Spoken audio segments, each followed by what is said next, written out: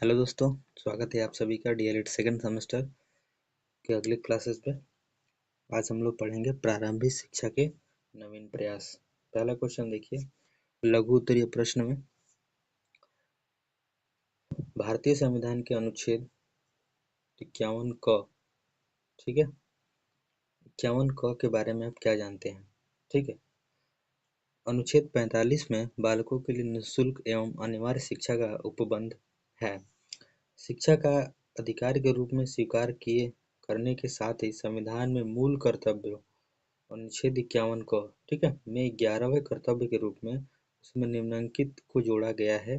माता पिता या अभिभावक 6 से 14 वर्ष के अपने बच्चे को बाल्य जैसी भी स्थिति हो, ठीक है, की शिक्षा के अवसरों को प्रदान करेगा। यानी ये कहा गया है कि जिस भी बच्चे की उम्र 6 से 14 वर्ष की है, उसके माता पिता या अभिभावक उसको शिक्षा जरूर दिलाएंगे 6 से 14 वर्ष की बच्चों को। इस प्रकार बालकों के लिए शिक्षा की व्यवस्था करना शासन के साथ साथ माता पिता या अभिभावक का भी दायित्व हो जाता है। यानी कि सरकार के साथ साथ माता पिता और अभिभावक का भी इस पे दायित्व होता है। ठीक है, अगला क्वेश्चन है भारतीय शिक्षा आयोग। यानी कि इसमें ये कहा गया है कि जैसे जो ये क्या कहते हैं, इसमें क्वेश्चन है कि स्वतंत्रता के पश्चात के निर्दोष शिक्षक आयोगों को ये बताइए। ठीक है, तो अब इसमें हम लोग बता सकते हैं, देखिए एक मिनट, भारतीय शिक्षा आयोग पहला क्या था? भारतीय शिक्षा आयोग, ठीक है, यानी स्वतंत्रता के पश्चात के निर्दोष शिक्षा आयोगों का संक्षिप्त परिचय दीजिए। तो पहला हो गया भारतीय शिक्षा आयोग, उसमें जिसको हम लोग कोठारी न्याय आयोग के नाम से जानते थे। भारत सरकार ने 14 जुलाई सन 1964 में कि अपने प्रस्ताव में कहा कि शिक्षा राष्ट्रीय समृद्धि एवं कल्याण का आधार है। यानी शिक्षा को बेस माना गया। देश का जितना हित शिक्षा से हो सकता है उतना किसी अन्य उपकरण से नहीं, यानी कि शिक्षा सबसे महत्वपूर्ण है। शिक्षा में सुधार के लिए शिक्षा के संपूर्ण क्षेत्र की जांच आवश्यक है, क्योंकि शिक्षा का क्षेत्र दूसरे क्षेत्र को प्रभावित करता है। ठीक है, विश्वविद्यालय की शिक्षा को उन्नतिशील बनाने के लिए माध्यमिक शिक्षा की उत्तम व्यवस्था आवश्यक है। इस प्रकार माध्यमिक शिक्षा की उत्तम व्यवस्था प्राथमिक शिक्षा की सुचारुता पर आधारित होती है। अतः शिक्षा के समस्त स्तरों का अध्ययन करना आवश्यक होता है। देश में गठित की गई अन्य समितियों तथा आयोगों ने शिक्षा के विशेष अंगों का पृथक पथ की अध्ययन किया। अब इस बात की आवश्यकता है कि संपूर्ण शिक्षा, है ना, संपूर्ण शिक्षा। फिर अगला है दूसरा आयोग जो है प्रोफेसर यशपाल समिति। छात्रों पर पढ़ाई का बोझ का तथा उनमें उनके अधिगमन का निम्न स्तर विगत काफी समय से चिंता का विषय बना हुआ है। यानी कि जो बच्चे पढ़ने जाते हैं उन पे ज्यादा बोझ होता है, जो बुक्स होती हैं, कॉपियाँ होती हैं, है ना, तो वो चिंता का विषय बना हुआ है। तो प्रोफेसर यशपाल समिति 1992-93, इसके द्वारा अनेक शिक्षाविदों, राष्ट्रीय नेताओं तथा समितियों ने इस प्रश्न पर व्यापक चर्चा की। पटेल समिति 1977, राष्ट्रीय शैक्षिक अनुसंधान एवं परिषद कार्यदल 1984 तथा आचार्य राममूर्ति समीक्षा समिति 1990 ने छात्रों के शैक्षिक बोझ संबंधी चर्चा को मुखर करते हुए अनेक संस्तुतियां की है। छात्रों के शैक्षिक बोझ को कम करने तथा अधिगम का स्तर सुधारने संबंधी सुझावों की यद्यपि शिक्षा क्रम विकसित करने वाली संस्थाएं सहमत होती हैं, परंतु नई पाठ्यचर्या का निर्माण करते समय प्रायः इन सुझावों को अनदेखा कर दिया जाता है। राष्ट्रीय शिक्षा नीति 1986 के क्रियान्वयन हेतु तैयार की गई नई पाठ्यचर्या के साथ भी ऐसा ही हुआ है। सरकार ने महसूस किया कि छात्रों, विशेषकर स्कूल की निचली कक्षाओं के छात्रों पर पढ़ाई का निरंतर बढ़ता बोझ सोचनीय स्थिति में पहुंच गया है। ठीक है, बच्चों पर अधिक बोझ डालने की बढ़ती हुई प्रवृत्ति में शिक्षण प्रक्रिया नीरस हो गई है।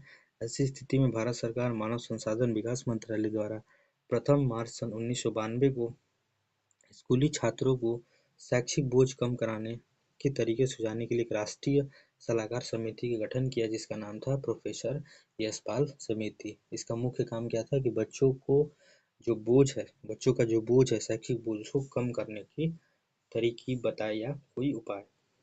अगला क्वेश्चन है निःशुल्क और अनिवार्य शिक्षा अधिनियम के अंतर्गत बच्चों के प्रवेश हेतु विद्यालय एवं शिक्षकों का क्या दायित्व निर्धारित किए गए हैं। ठीक है, तो पहला उत्तर है स्कूल और शिक्षकों के दायित्व।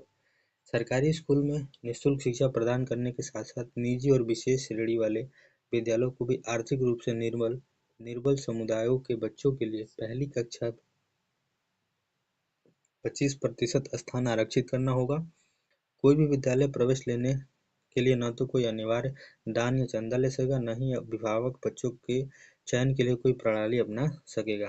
प्रवेश के लिए अनिवार्य रूप से चंदा या दान लेने की स्थिति में उससे 10 गुना अर्थदंड देना पड़ सकता है और चयन प्रणाली अपनाने के लिए पहली बार ऐसा करने पर 25,000 और दूसरी उसके बाद अपनाई गई हर प्रक्रिया पर 50,000 का दंड देना होगा।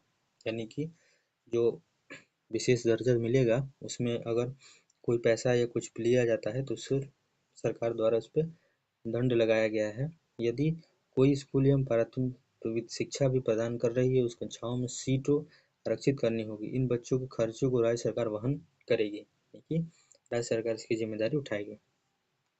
बच्चों की उम्र का निर्धारण जन्म प्रमाण के द्वारा किया जाएगा, जो जन्म, मृत्यु एवं विवाह पंजीकरण 1986 के अनुसार दिया जाएगा। लेकिन प्रमाण पत्रों के अभाव में किसी भी बच्चे को प्रवेश देने से इनकार नहीं किया जा सकता। अगर किसी बच्चे के पास कोई प्रमाण पत्र ऐसा नहीं है तो उनको शिक्षा से इनकार नहीं किया जा सकता है कि वो ना प्रवेश न लें। किसी भी बच्चे को शिक्षा के लिए रोका नहीं जाएगा और न ही स्कूल से निष्कासित किया जाएगा जब तक वह प्रारंभिक शिक्षा पूरी न कर ले। ठीक है, अगला है कि किसी भी बच्चों को शारीरिक या मानसिक यातना नहीं दी जाएगी। ऐसा किए जाने पर सेवा नियमों के तहत उस व्यक्ति पर अनुशासनात्मक कार्रवाई की जाएगी, है ना। यानी कि उन बच्चों पर कोई भी कार्रवाई नहीं की जा सकती है। अगला है बाल अधिकार कब और किसने निर्धारित किया। ये 3 बार क्वेश्चन, 4 बार आया क्वेश्चन। ठीक है, बाल अधिकार से आप क्या समझते हैं।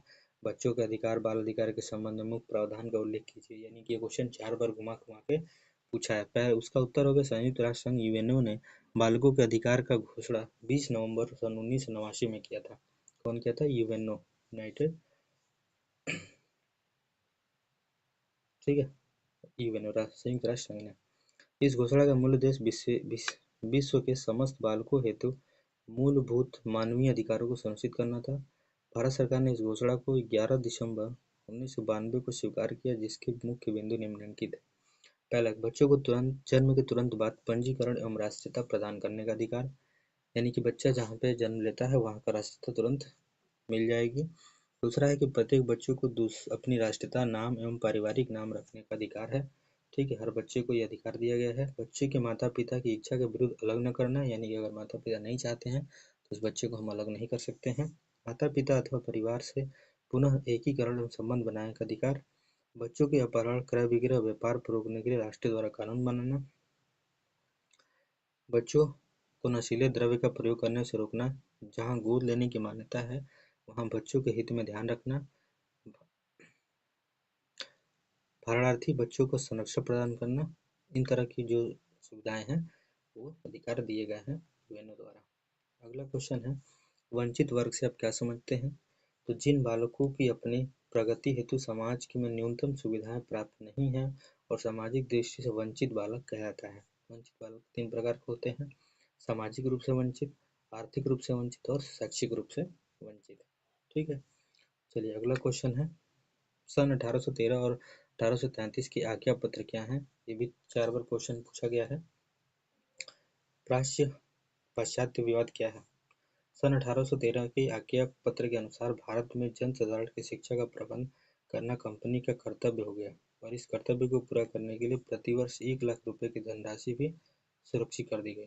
परंतु आज्ञा पत्र में स्पष्ट नहीं किया गया कि यह धन किस प्रकार व्यय किया जाएगा। यानी कि पैसा का आवंटन तो हो गया, लेकिन उसमें किस तरह से किया जाएगा, किस ढंग से कितना कितना किया जाएगा, ये जिक्र नहीं था। अतः शिक्षा के कई क्षेत्रों में कई प्रश्न पर विवाद प्रारंभ हुए, जिसे प्राच्य पाश्चात्य विवाद के नाम से जाना जाता है। यह विवाद 20 वर्षों 1813 से 1833 तक चलता रहा। यह विवाद अग्रलिखित विषयों पर था, आप उसको देख लीजिएगा। ठीक है, चलिए अगले क्वेश्चन है वुड के घोषणा पत्र पर का शिक्षा पर क्या प्रभाव पड़ा था। वुड के घोषणा पत्र में भारत में शिक्षा व्यवस्था को एक अन्य नूतन आयाम देने की कोशिश या संकल्पना की गई तथा इसके शिक्षा संबंधी परियोजनाओं को संक्षेप में लिपिबद्ध किया गया है। पहला है, शिक्षा का प्रमुख उद्देश्य भारतीयों का बौद्धिक, नैतिक तथा आर्थिक विकास करना है। छोटी कक्षाओं में शिक्षा का माध्यम स्थानीय भाषा परंतु हिंदी का, अंग्रेजी का अध्ययन भी कराया जाएगा। तीसरा था कि सरकारी शिक्षा संस्थानों के स्थान पर सहायता अनुदान प्रणाली को बढ़ाया जाएगा। सरकारी शिक्षा संस्थानों में धार्मिक शिक्षा स्वैच्छिक होगी। अध्यापकों के प्रशिक्षण की व्यवस्था की जाएगी। महिलाओं की शिक्षा को प्रोत्साहित किया जाएगा।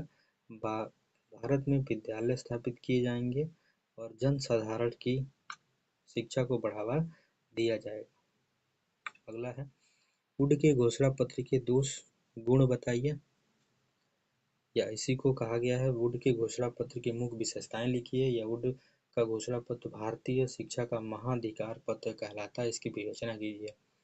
शिक्षा, पहला है गुण क्या थे कि शिक्षा के स्तर को उठाने के लिए घोषणा पत्र ने शिक्षक, प्रशिक्षक, विद्यालय खोलने और शिक्षकों को अच्छा वेतन देने का सुझाव दिया। यानी कि जब शिक्षक को प्रशिक्षित किया जाएगा तो वो अच्छे से बच्चों को शिक्षित कर सकते हैं। दूसरा है, इस घोषणा पत्र द्वारा प्रथम बार यह अनुभव किया गया कि भारतीयों की शिक्षा का दायित्व सरकार पर है।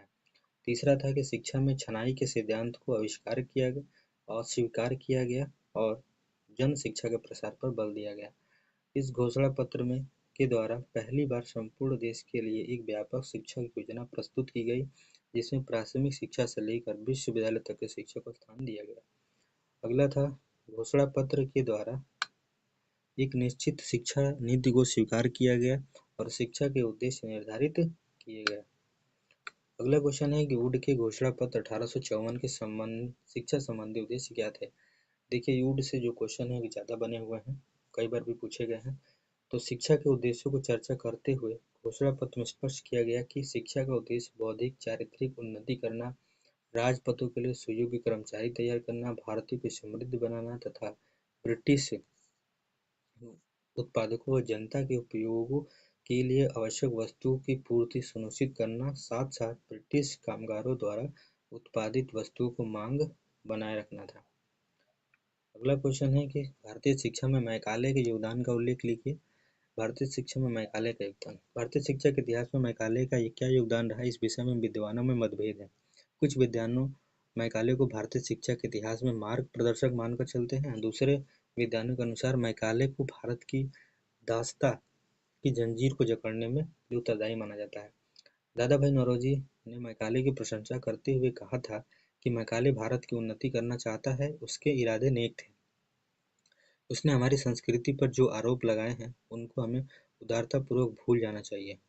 उसकी अज्ञानता के लिए हमें उसे क्षमा करना चाहिए। मैकाले के विषय में निम्नलिखित बातें ध्यान देने योग्य है। पहला है कि मैकाले को भारतीय शिक्षा का अग्रदूत माना जा सकता है। वह पहला अंग्रेज विद्वान था जिसके विचार से प्रभावित होकर एक ऐसी सरकारी नीति निर्धारित हुई जिससे प्राच्य पाश्चात्य विवाद समाप्त हो गया और आधुनिक शिक्षा अंग्रेजी शिक्षा का नींव पड़ा।